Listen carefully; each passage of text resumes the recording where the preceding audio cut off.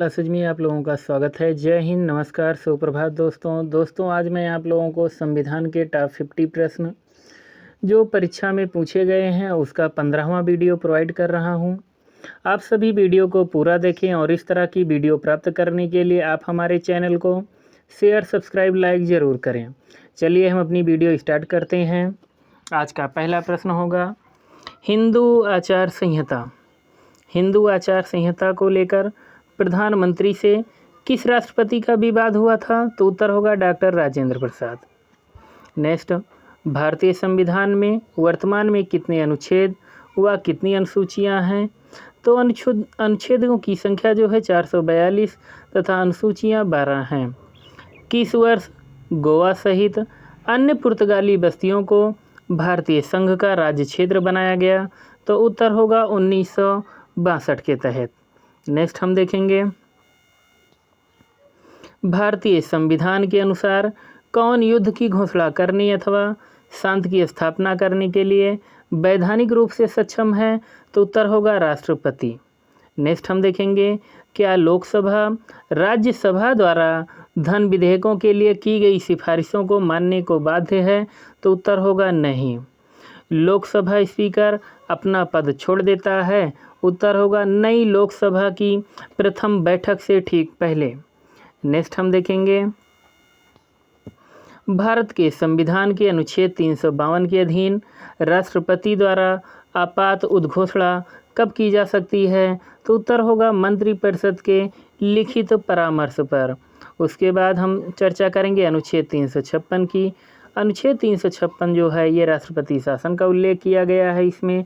अनुच्छेद 360 में वित्तीय आपात की स्थिति का उल्लेख किया गया है। नेक्स्ट प्रश्न होगा भारत में सार्वभौम वयस्क मताधिकार यूनिवर्सल एडल्ट फ्रांसिस किसके द्वारा प्रदान किया गया? तो उत्तर होगा भारत के संविधान द्वारा। नेक्स्ट हम देखेंगे निर्वाचन आयोग में वर्तमान में कुल कितने आयुक्त हैं? तो उत्तर होगा 3। नेक्स्ट हम देखेंगे जब संविधान के अतिक्रमण के लिए राष्ट्रपति पर महाभियोग चलाना हो तब आरोप किसके द्वारा लगाया जाएगा? तो उत्तर होगा संसद की किसी भी सदन द्वारा। मीन्स राष्ट्रपति पर महाभियोग हम अनुच्छेद 61 के तहत लगाते हैं। अनुच्छेद 61 के तहत जो महाभियोग प्रस्ताव आएगा वो संसद के किसी भी सदन में, चाहे वो लोकसभा हो या राज्यसभा हो, पेश किया जा सकता है। लेकिन ध्यान देने योग्य एक बात यहाँ पर है कि राष्ट्रपति पर जब हम महाभियोग लगाते हैं तो महाभियोग लगाने से 14 दिन पहले उसे सूचना देना अनिवार्य होता है। नेक्स्ट हम देखेंगे राज्य लोक सेवा आयोग का सदस्य कदाचार के आरोप के तहत तभी हटाया जा सकता है जब जांच की गई हो। उत्तर भारत के उच्चतम न्यायालय द्वारा। मीन्स जो राज्य लोक सेवा आयोग का सदस्य होता है यदि उस पर कदाचार का आरोप लगाया गया है तो वह तब तक नहीं हटाया जा सकता जब तक कि भारत के उच्चतम न्यायालय के न्यायाधीश के द्वारा उसकी जांच ना की गई हो। नेक्स्ट हम देखेंगे संविधान की प्रारूप समिति के समक्ष प्रस्तावना को किसने प्रस्तावित किया था? तो उत्तर होगा पंडित जवाहरलाल नेहरू ने। प्रारूप समिति के अध्यक्ष जो थे वो BR अम्बेडकर जी थे। प्रारूप समिति में कुल 7 सदस्य थे। नेक्स्ट हम देखेंगे राज्यसभा का सभापति चुना जाता है?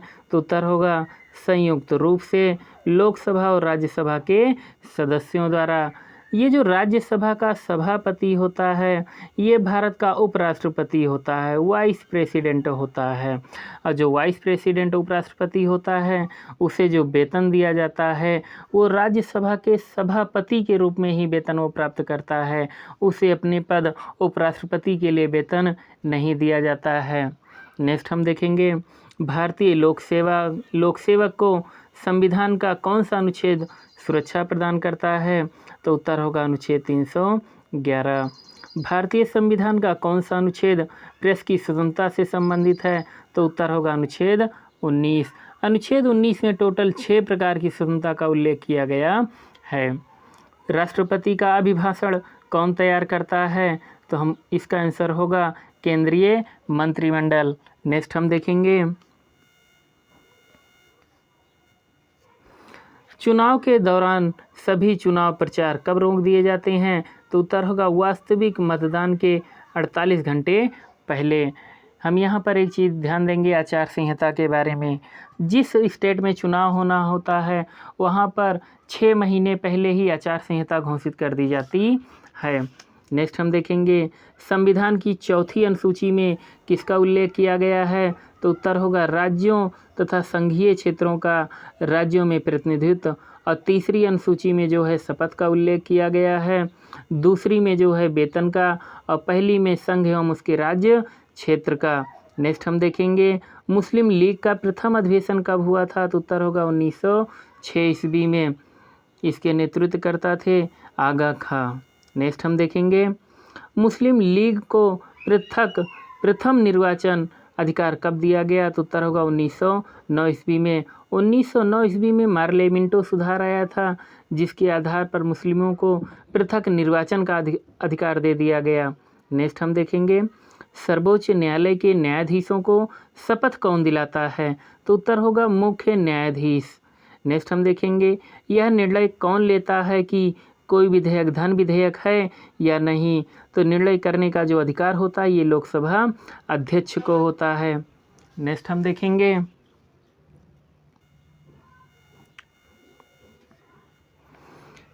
किस संविधान संशोधन अधिनियम के अंतर्गत भारत के संविधान की 8वीं अनुसूची में 4 भाषाएं जोड़ी गई जिससे उनकी संख्या बढ़कर 22 हो गई, तो 92वां संविधान संशोधन के द्वारा जोड़ी गई।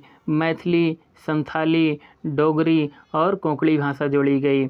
इससे पहले जो है 21वां संविधान संशोधन के द्वारा जोड़ा गया था। 21वें संविधान संशोधन के द्वारा जो है सिंधी भाषा को जोड़ा गया था, और उसके बाद 71वां संविधान संशोधन के द्वारा जो है नेपाली, मणिपुरी और कोंकणी भाषा, जिसे याद करने के लिए हम नमक से याद रख सकते हैं। ना मतलब हो जाएगा नेपाली, यम मतलब हो जाएगा मा मतलब मणिपुरी, का मतलब हो जाएगा कोंकणी। नेक्स्ट हम देखेंगे किस राज्य के आरक्षण विधेयक को 9वीं सूची में सम्मिलित किया गया, उत्तर होगा तमिलनाडु के आरक्षण विधेयक को। नेक्स्ट हम देखेंगे भारतीय संविधान में प्रदत्त मूलभूत अधिकारों को निलंबित करने वाली सत्ता है, तो उत्तर होगा राष्ट्रपति। मूलभूत अधिकार जो है मतलब मूल अधिकार कब निलंबित किए जाते हैं, जब भारत में राष्ट्रीय आपात लगा हो। नेक्स्ट हम देखेंगे राष्ट्रीय आपात जो है युद्ध एवं बाह्य आक्रमण की स्थिति में लगता है अनुच्छेद 352 के तहत। नेक्स्ट हम देखेंगे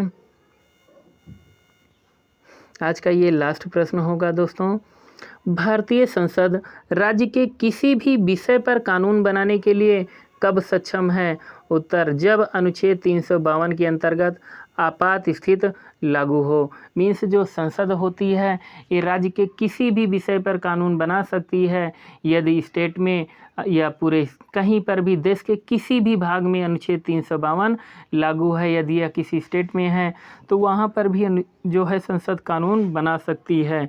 लेकिन जब अनुच्छेद 352 समाप्त हो जाएगा तो वह कानून अपने आप प्रचलन से बाहर हो जाता है, अपने आप निरस्त हो जाता है।